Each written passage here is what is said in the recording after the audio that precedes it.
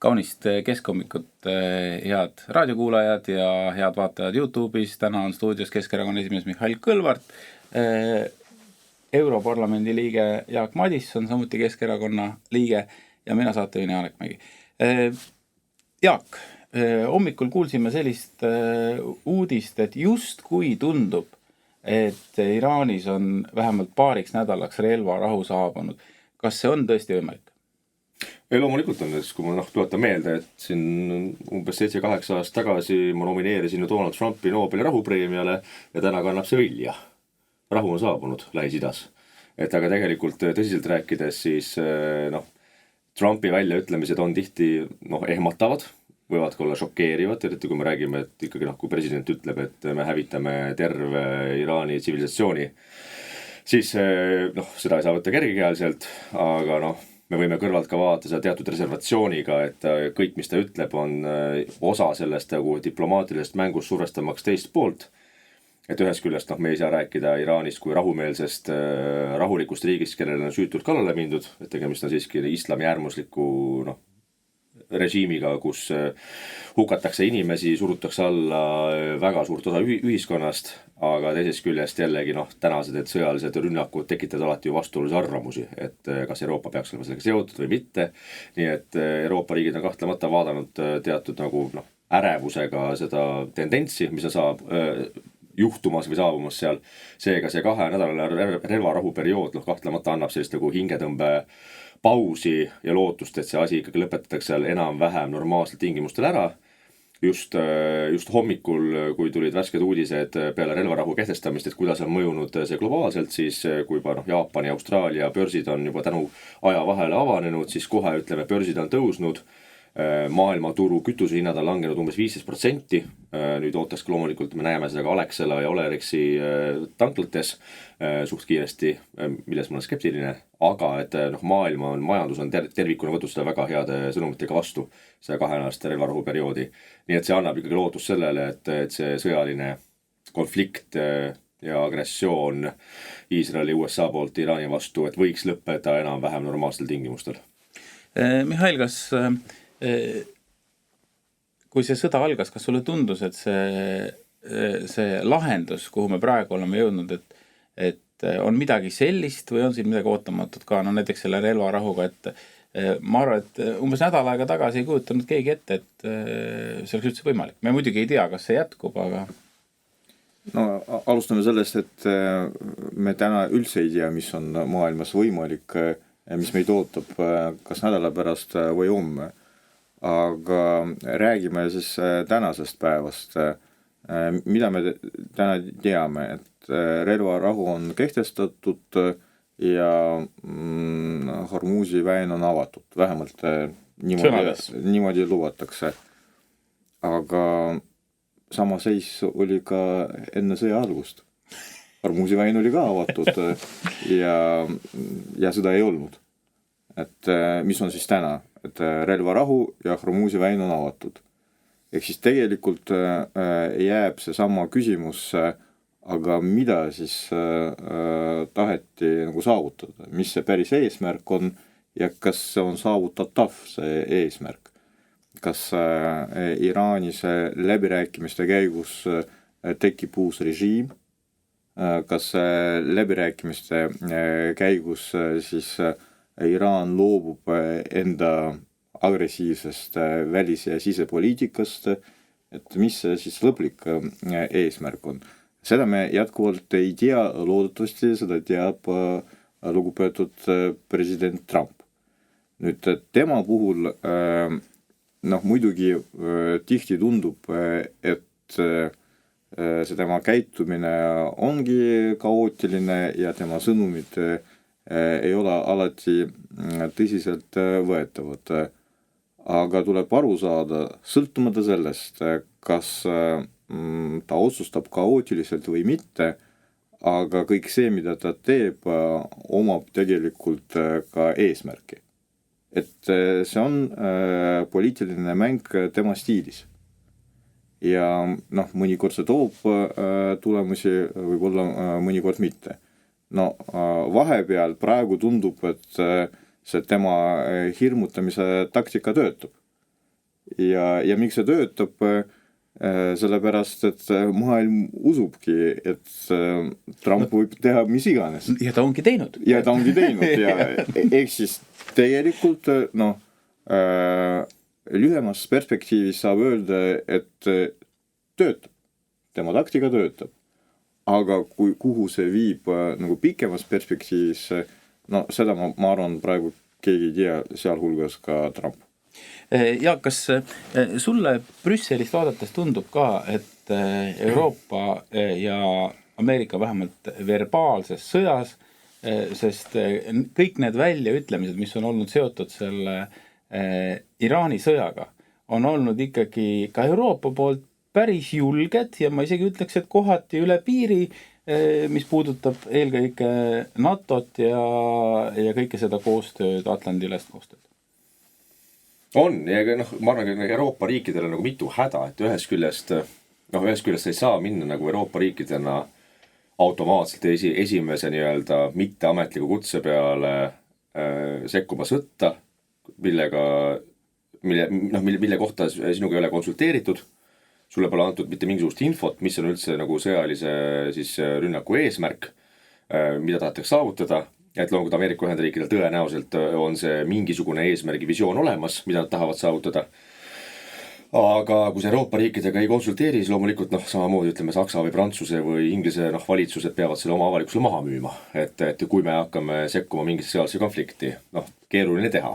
Et kui suga pole teilt varem räägitud. Teistpidi Euroopa riikidel endal sellist nagu sõjalist võimekust või majanduslikku jõudu ennast kehtestada ei ole. Ei ole ka poliitilist konsensust. Kui me vaatame täna Euroopa Komisjoni presidenti, siis Euroopa Komisjoni president on von der Leyen, kes tegelikult ei mõjuta absoluutselt Berliini või Pariisi poliitikat. Me räägime kõrgest välisesindajast Kaja Kallasest, siis temaga üldiselt riikide välisministrid ja peaministrid ei räägi läbi, et kujundamaks oma poliitilisi suundi.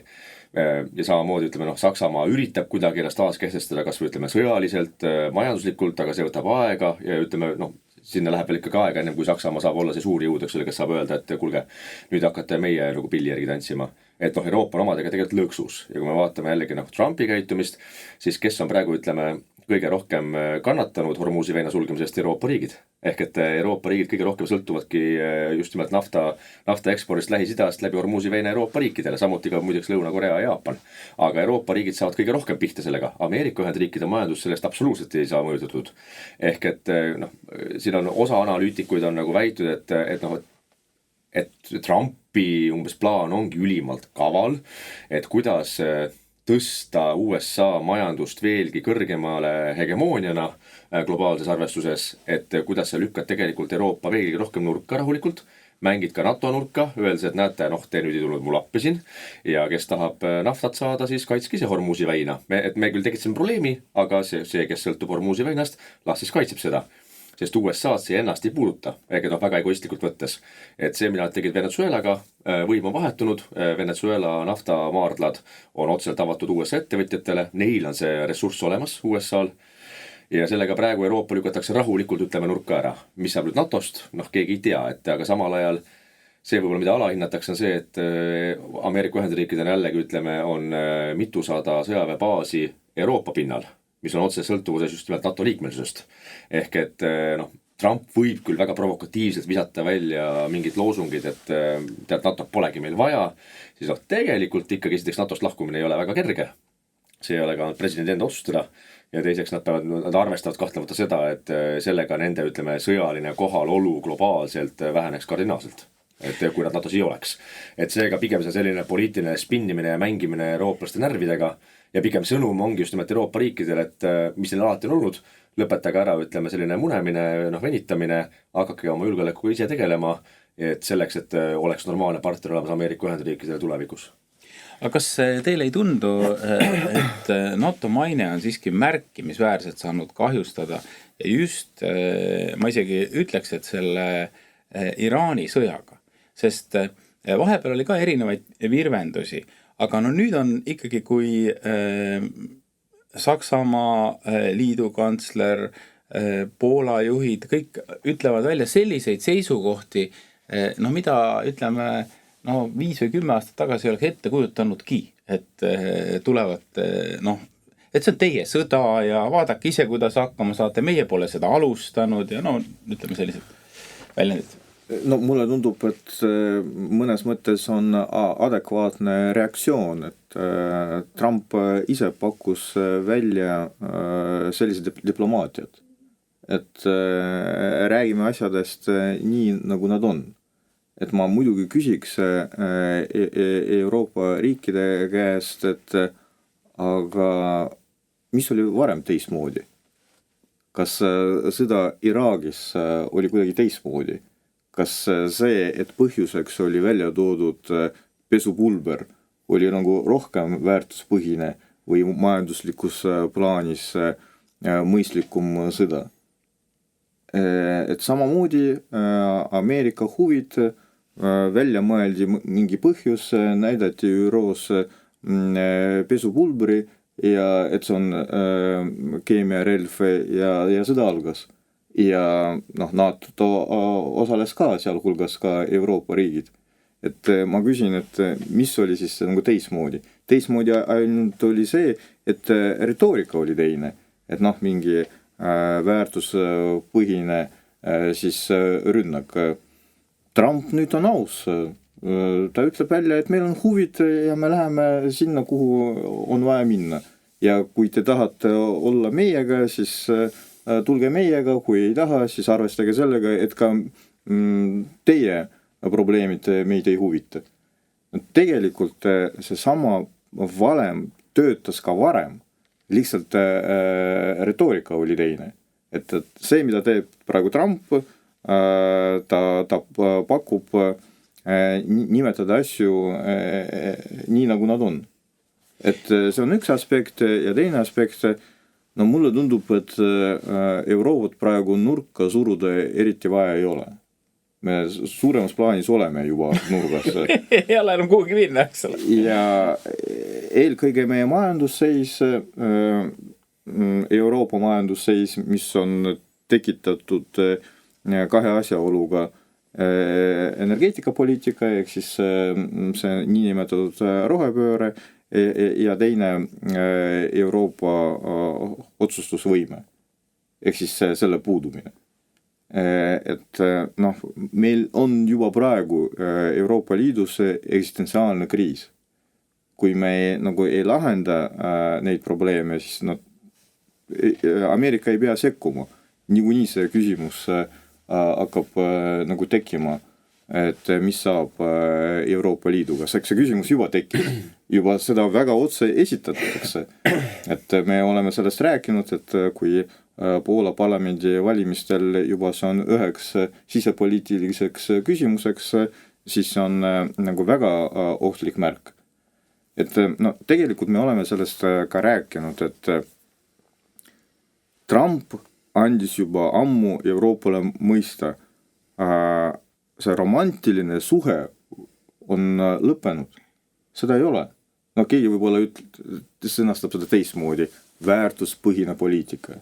Ei olnud mingit väärtuspõhist poliitikat kunagi. Lihtsalt retoorika oli teine ja ma nimetaks seda oli mingi romantiline suhe. Et seda ei ole.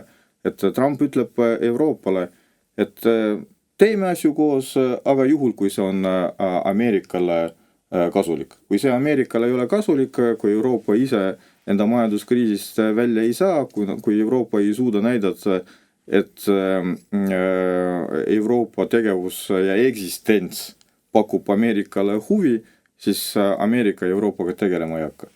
Ongi kõik.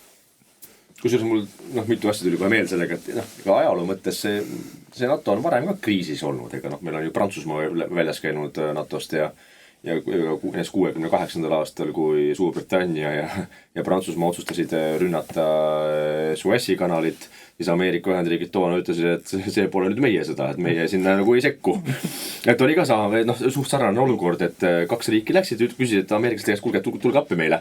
Ameeriklased, kuulge, see on teie mure seal, see pole meie mure. Saage hakkama. Et seda varem ka olnud ja kusjuures 2003. aastal, seda tihti ka, kus Eesti avalikkuse ongi öeldudki, et kuulge, tegelikult takkajärgi öeldes oli see mitte legitiimne sõda Iraagis, et seal tegelikult ju fakte ei olnud, siis tegelikult see Iraagi ründamine leidis aset tänu sellele, et üks Itaalia topeltagent, kes üritas ennast ütleme võimalikult kõrgelt maha müüa oma luureteavet.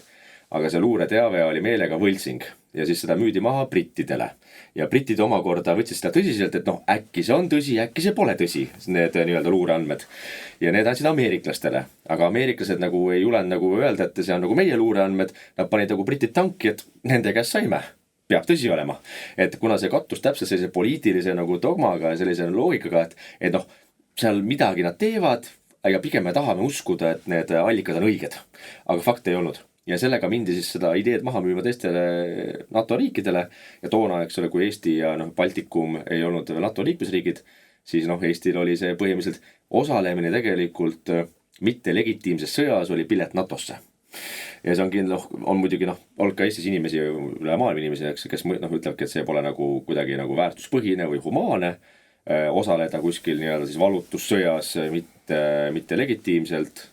Aga maailm ongi selline vastik koht, et põhiliselt ütleme, meie osalus ja tegelikult ütleme osad Eesti hukkunud sõdurid Iraagis mitte legitiimses sõjas tähendas seda, et me saaksime NATOsse.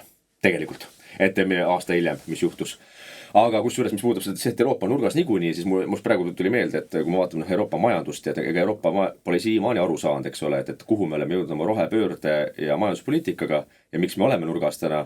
Ja kui ma vaatan eks Eesti avalikust kahtlemata ka põhjendatud vahel vaatab väga suure murega, mida teevad ameeriklased, mida ütleb Trump, et näete, kas nüüd enam NATO peab, äkki artikkel 5 ei tööta, äkki meid enam kaitstata, aga kui ma vaatan meie enda tegevus siis Eestis, kui alles eile õhtul räägib rahandusminister Jürgen Ligi täiesti sirge näoga esimeses stuudios, et me peame üle saama taastuvenergia foobiast ja et fossiilkütused ongi ju mitte demokraatlik riikide käes. Kui teemaks oli see, et aga mis juhtub siis, kui diisli hind saavutab 3,5 euro taseme liitri kohta. Et kui me enda valitsuses ja üks valitsuse võtmeministritest, kes otsustab rahanduspoliitika üle, räägib sellest, et fossiilkütused ongi pahad, muideks Eestil on ka fossiilkütused, nii aga põlevkivi, ja räägib, et üle peame saama taastuvenergia foobiast, et see ongi siis lahendus energeetika probleemidele, siis ilmselgelt Eesti ise pole aru saanud sellest, et mis põhjustel me oleme nurgas ja mis põhjustel tegelikult me ei suuda oma majandus käima tõmmata, et ka tõsta oma kaitsekulusid, tugevdada julgeolekut, et seega alati on lihtne otsida kuskilt väljaspoolt süüdlasi, et kes kõik on meie hädades süüdi ja kes nüüd meid ei kaitse ja julgeolek on kõik pahasti, aga tunduvalt ütleme adekvaatsema algu peeglisse vaatame endina, eks ole, öelda, et kas me ise oleme teinud kõik maksimaalselt selleks, et me ei oleks nurgas ja mida me saaksime kiiresti parandada siis, et me sealt nurgast välja saaksime, mitte siis vaata üle ookeani, et mida küll see Valge Maja korraldab. Tuleme nüüd sealt kaugelt Iraanisse ja palju lähemal, aga jätkame välispoliitika, jah. Ja ma lisaks ainult nii palju, et Iraak ei olnud ainuke sõda, kus osalesid ka meie sõdurid ja mille puhul on jätkuvalt küsitav, milleks seda vaja oli. Et Afganistanis ju samamoodi. Et üks asi, kuidas see sõda lõppes. Tegelikult Liibüas ka. Ja üks asi, kuidas see sõda lõppes Afganistanis ja teine asi, kuidas me teeme sellest järeldusi. Et tegelikult see oli ju mõttetu. Ja vaadates, mis praegu toimub Afganistanis, rääkimata sellest, mis toimub ka Liibüas, et see on kaos, mida seal tekitati suuremas plaanis, aga ma olen tegelikult ka Jaagu mõttega nõus, et ei ole vaja luua endale illusiooni, see ongi selline maailm ja sõda on osa poliitikast ja kui sa oled suures poliitikas, siis sa osaled ka sõjategevuses, see on tänase päeva reaalsus. Ja kõik see jutt, mis käib ümber, see ongi ainult jutt. Absoluutselt, me oleme jõudnud sinna, et me saame aru, et tegelikult ka Ameerika Ühendriike, Euroopa suurriike ei juhi geeniused või stabiilsed geeniused, nagu Trumpile meeldib enda kohta öelda. Aga see vastu tundub, et meie rahandust juhib vähemalt geenius. No ma arvan, et ikkagi stabiilne geenius. Aga tuleme siiski siia Eestile palju lähemale. Läti peaminister ütles, et meil tuleb nüüd hakata ikkagi tõsiselt koos mõtlema, kuidas investeerida 10 miljoneid eurosid Air Balticusse, sellepärast et see auk, mis seal haigutab, see on 3-kohaline number miljonites, ehk siis üle 100 miljoni aastas, meeletud numbrid. Mehed, kas, võib-olla Jaak, sa ütled esimene, kas meil seda lennuühendust peale Helsingi ja Stockholmi üldse vaja on? Tegelikult meie praegu ühendus Stockholmiga on ju päris kehv, et see sõltub suuresti SAS-ist, mis on kaalunud mitme jala äärega juba pankrotiserval. Näiteks Norra on sealt üldse välja tõmmanud SAS-ist ja SAS on lennufirma üldiselt, mida ma üritan alati vältida, sest sa kunagi ei tea, kas õigel ajal kohale jõuab ja kas sa jõuad edasi istuda järgmise lennuki peale. SAS on ülimalt ebastabiilne. Aga lennufirmadega, see on nagu Eestis on nagu viimased ju 20 aastat olnud, eks ole, et see alati nagu ühest küljest nagu vastandlikud soovid. Et ühest küljest me teame, et me oleme ju geograafiliselt perifeeria, me oleme Euroopa ääreala ja et me tahame ju saada siit välja vastavalt oma vajadustele ja soovidelt. Meil oleks olemas otseühenduses Stockholmiga, Frankfurdiga, Pariisiga, Amsterdamiga, Varssaviga, et meil oleks need ühendused kaetud, kus me saame üle maailma lennata siis. Aga samal ajal me tahame seda teha nagu lennufirmaga, mis oleks kasumlik. Ja siin tekib nagu kognitiivne dissonants, et see asi nagu ei tööta koos. Ehk arvest meie turu suurust, me peame valima kahe asja vahel.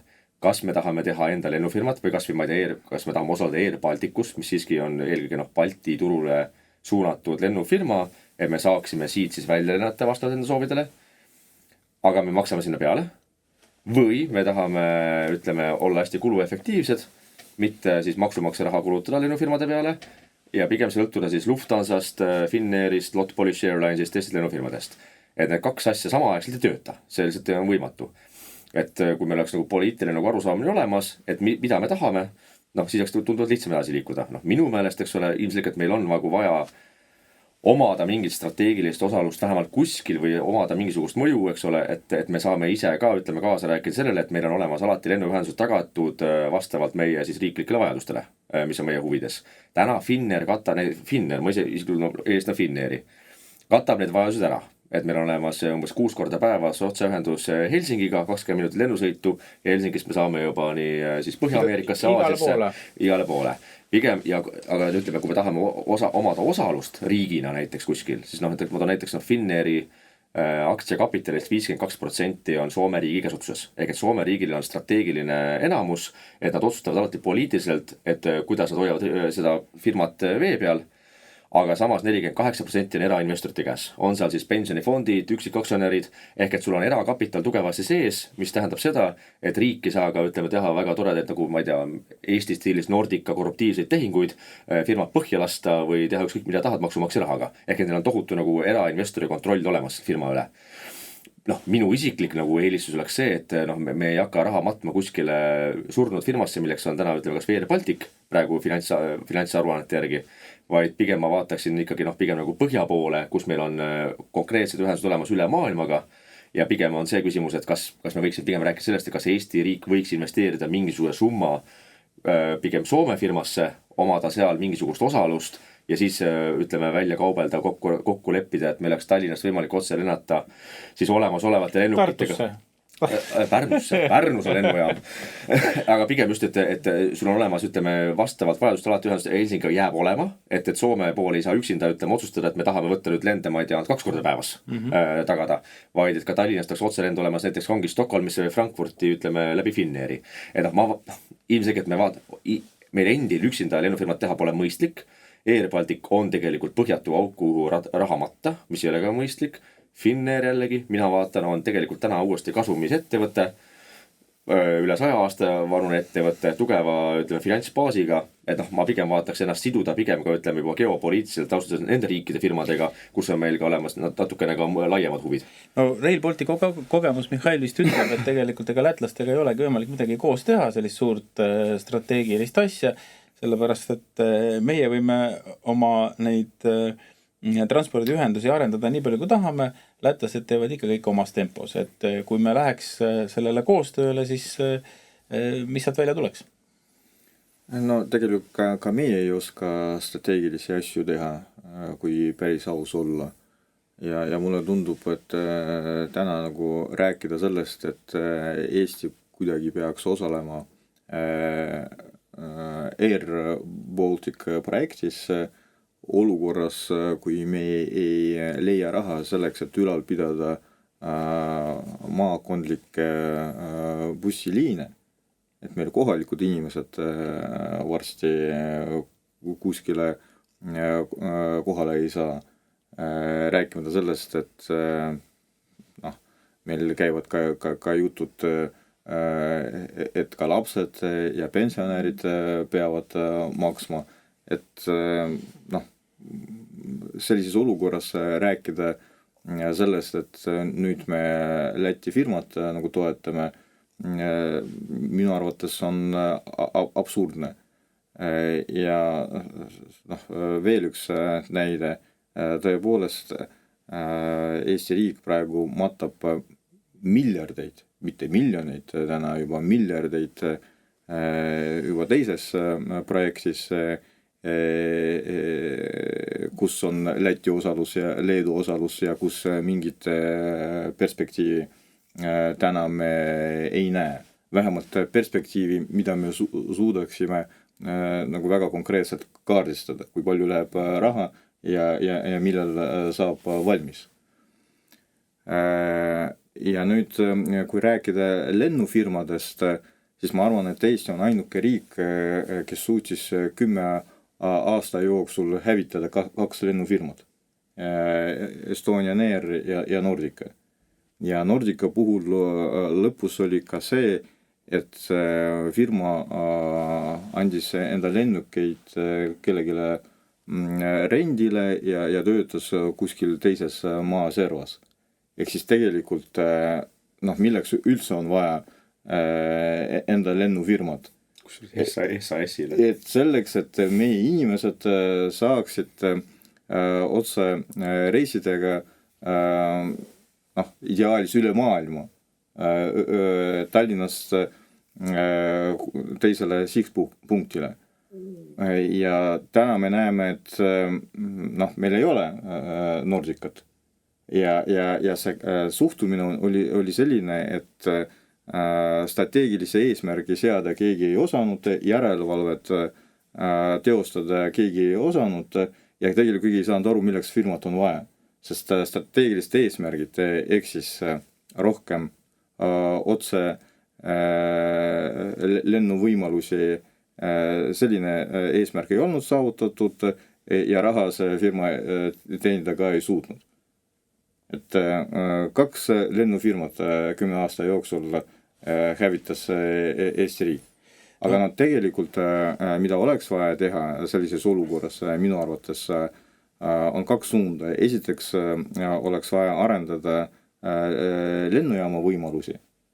Et praegu strateegiline eesmärk lennujaama puhul meil on ainult üks raha teenimine. Aga see nii ei saa olla. Ja sellepärast meie turust lahkuvad näiteks low-costerid. Ja meie eesmärk on luua tingimusi selleks, et erinevad lennufirmad oleksid huvitatud kasutama meie lennujaamu. See toob võimalusi. Ja teine suund on läbirääkimised erinevate riikidega, sest tegelikult on olemas riigid, kellel on otse mõju enda lennufirmadele ja kus on võimalikud poliitilised otsused, et tulevad sellised otselennuvõimalused. Et see on juba välispoliitiline töö.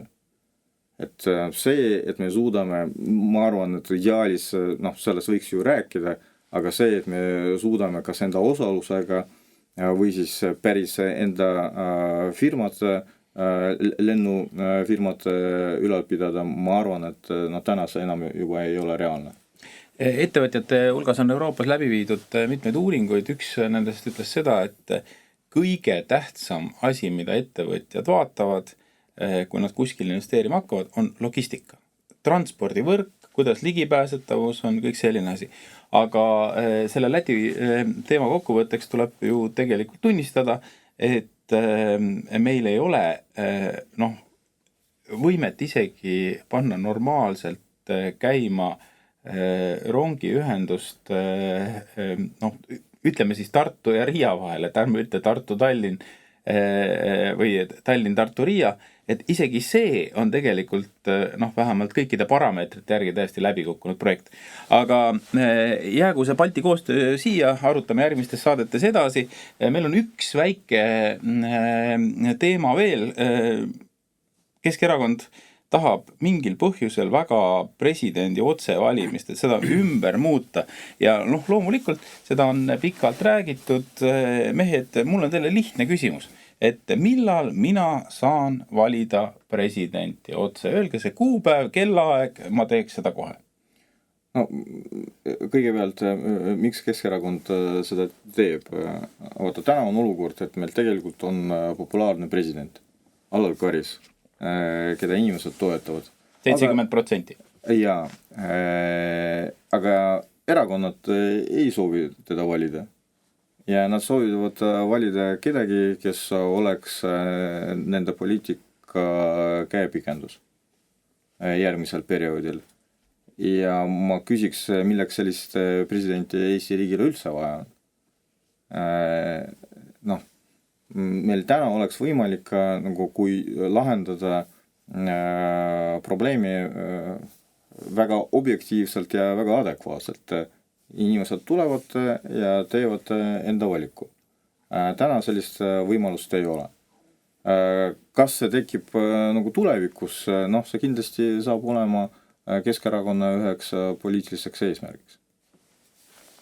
Jaak, millal ma saan valida? Ütle kohe ära see kuupäev ja... Ma arvan, et kui täheseisud on õiged ja inimesed teevad õige valiku järgmise aasta 7. märtsil, mis tähendab seda, et Keskerakond saaks moodustada valitsuse. Sa lubasid tulla valitsuse liikmeks? Absoluutselt, hea meelega.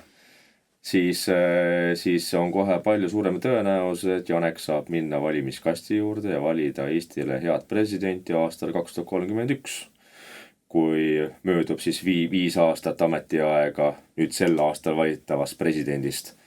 Nii et augustikuu, kuupäeva ma ei oska veel öelda, tõenäosus peaks olema nädalavahetus, augusti teine pool, siis kui inimesed tulevad tagasi suvepuhkustelt, laupäev või pühapäev, nii et kalendri järgi tuleks üle vaata siis täpsem kuupäev, kuhu see võiks langeda. Aga tõenäoliselt siis ka augustikuu teine pool 2031, kui kõik hästi läheb ja kui inimesed valivad Keskerakonda, siis saavad valida ka otsepresidenti. Keskerakond on valmis pingutama selle nimel, et sina saaksid presidenti valida. See on super, ma teen kõik selleks, et Keskerakonda selles aidata. Võime nimetada ka riigivanemaks. Ja kusjuures see oleks päris hea mõte, kui meil oleks riigivanem, sest kui kellelgi on kantsler, kellelgi on mõni teise ametinimetusega juht, et miks meil ei võiks olla midagi omapärast ja just omapärast selles mõttes, et Eesti pärast. Aga selle teadmisega täna lõpetame. Stuudios olid Europarlamendi liige Jaak Madisson, kes kuulub ka ühtlasi Keskerakonda ja siis Keskerakonna esimees Mihhail Kõlvart, kes on ühtlasi Tallinna volikogu juht ja mina saatejuhina Janek Mägi. Kuulake Keskhommikut jälle ja vaadake nädala pärast.